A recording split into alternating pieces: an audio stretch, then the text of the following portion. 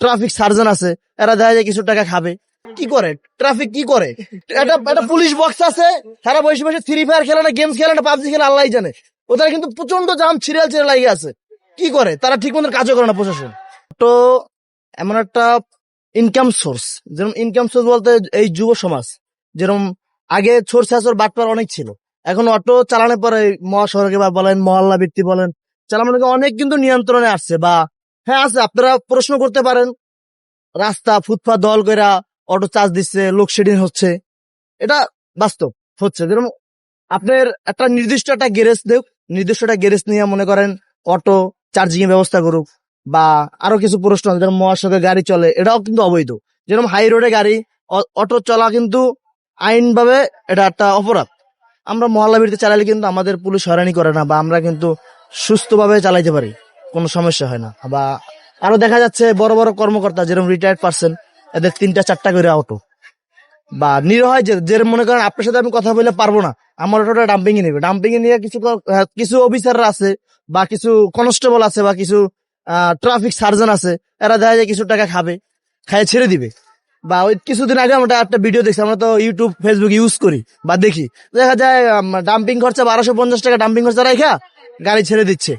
বা এরকম যেরকম গোল চক্করে যাওয়া নিষিদ্ধ, তারপরেও যায় মানুষ পেটের খিদায়, যাওয়ার পরে এরকম হয়। বা কল্যাণপুরে দেখেন হয়, অন্য অন্য জায়গায় কিন্তু গাড়ি ধরে না, মিরপুরে কিন্তু ভেজালটা বেশি, গ্যাঞ্জামটা বেশি। বা আমরা চাচ্ছি হ্যাঁ গাড়ি আমরা চাচ্ছি ইনকাম আমরা করতেছি, বা ইনকাম সোর্স আমাদের থাকুক, বা একটা নির্দিষ্ট একটা টাইম বা মেনটেন করে দিক সরকার, যে এই টাইমের ভিতরে মহাসড়কে উঠতে পারবে।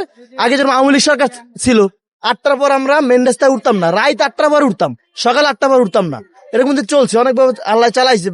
যেরকম অনেক মানুষ দরিদ্র পরিবার, এরা একটা অটো আছে, যেরকম আগে আমাদের অটো নিয়ে যেত ডাম্পিং এ, নেওয়ার পর কি হইতো ব্যাটারি সহ রাখি দিত, এখন ডাম্পিং নেওয়ার পরে ব্যাটারি দিয়ে দেয় আলাদা সাথে, গাড়ি কি শুধু গাড়ি বডি পরে থাকে ডাম্পিং অফিসে।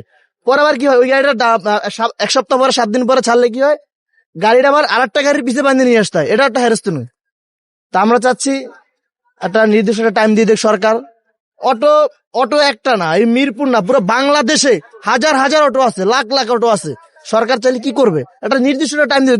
আমরা আগে চলছি, কারণ এই দেখেন আমার কত বয়স, 26 বছর বয়স, বা আমি অটো চালাচ্ছি, বা একটা চাকরি করতাম, বা চাকরি নাই, বা এখন বর্তমানে চাকরির খুব খুব টাফ অবস্থা। এটা একটা যেরকম একটা আমাদের মতো ইয়াং জেনারেশন চাকরি নিবে, চাকরি পাওয়া যাচ্ছে না, মেট্রিক পাস ইন্টার পাস করেও চাকরি পাওয়া যাচ্ছে না। কি হয় লাস্টে অটোর লাইন বা রিক্সার লাইন এটা ব্যবস্থা করে নেয়, কিন্তু ফ্যামিলি চালানোর জন্য।